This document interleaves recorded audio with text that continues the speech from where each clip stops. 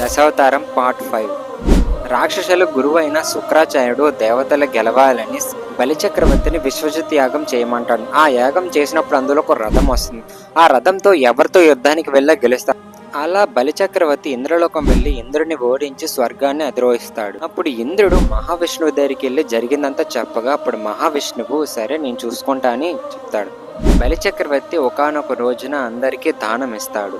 ఇది తెలిసిన మహావిష్ణువు వామనావతారం ఎత్తి ఒక చిన్న బాలుడిలాగా ఆ దానం ఇచ్చే ప్లేస్కి వెళ్తాడు.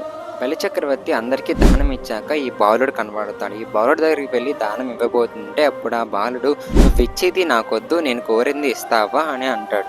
అప్పుడు బలిచక్రవర్తి నీకేం కావాలి అడుగు, బంగారమైన రాజ్యమైన వజ్రాలని ఏం అడిగినా ఇస్తాను అని మాటిస్తాడు. అప్పుడు ఆ బాలుడు నాకు ఇవన్నీ వద్దు, ఒక 3 అడుగుల నేల కావాలి అని అడుగుతాడు. ఈ మాటలు విన్న శుక్రాచార్యుడు బలి వీడి మాటలు నమ్మకు, ఈ బాలుల రూపంలో వచ్చింది మహావిష్ణువు అని నాకు అనిపిస్తుంది అని అంటాడు. అప్పుడు బలిచక్రవర్తి మహావిష్ణువుకి దానం ఇచ్చినట్టు చరిత్రలో లేదు, ఇప్పుడు నేను ఇస్తే నాకు కీర్తి వస్తుంది కదా, అది నాకు చాలు అని అప్పుడు ఆ బాలుడి దగ్గరికి వెళ్ళి 3 అడుగుల నేలే కదా తీసుకో అని అంటాడు.